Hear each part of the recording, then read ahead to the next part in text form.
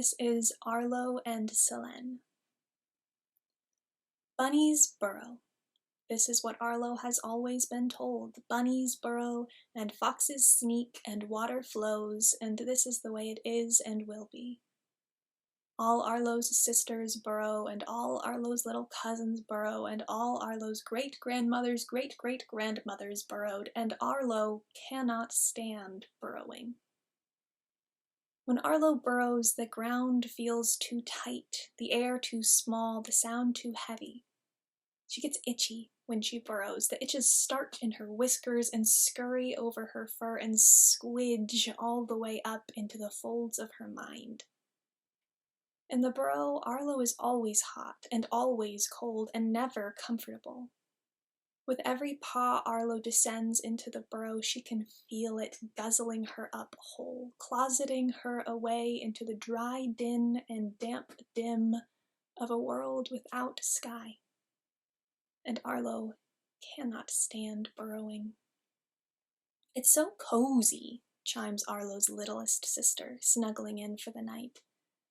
"It's so peaceful," hums Arlo's biggest sister, easing into her nook. "It's so practical," reassures Mama, nuzzling Arlo's forehead. "Remember, my little stargazer, safe and sound under the ground, home and family will be found. Bunnies burrow."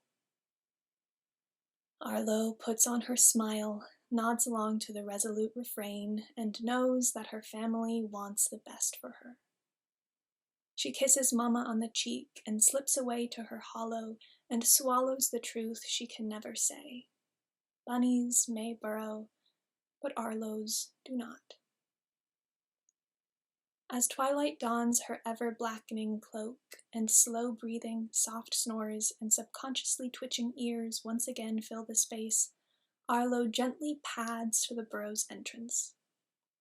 Without a glance behind her at her crepuscularly clustered family, Arlo cannot help but hasten her pace as she nears and nears the grassy opening, ascending the entryway whose passage narrows unbearably as it approaches, as if in the ground's final attempt to lay its claim, firm its grasp, keep her free.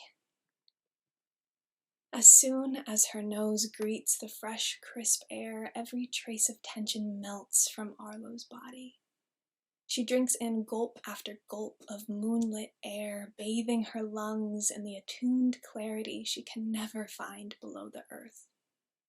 Eyes closed, heart open, Arlo tilts her face towards the sky and takes a deliciously expansive moment to just be, and be, and be. Then she is off, zooming through the calmly caressing grasses, hopping over lichen-kissed rocks, exulting down the tree-lined trail she treads each night. Untethered from entombing tunnels, when Arlo jumps, she soars. When Arlo laughs, she sings. When Arlo smiles, she gleams, bright enough to hail the stars. Arlo comes upon her favorite oak, with the broad, well-dispersed branches, and in a series of practiced, sure-footed bounds, she soon reaches the top of the tree. The moon is a crescent tonight.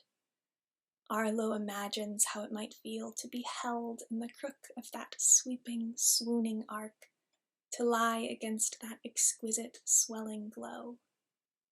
Eager not to miss a single moment of beauty, Arlo resists her persistent, drooping eyelids, counting stars until finally drifting off into the sound, steady sleep of a being at peace. Wake up!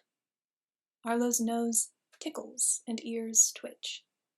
Wake up, sweet one.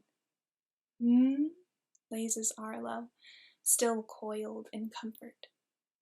Your family will soon be awake. The burrow is already starting to stir. This jolts Arlo awake, throwing her into sudden, jarring awareness only to lose it again upon finding herself in conversation with the moon. Call me Celene, chuckles the moon. But you... Wow. Celene. I'm Arlo. I know, sweet one, but go now. I promise you'll know where to find me tomorrow night.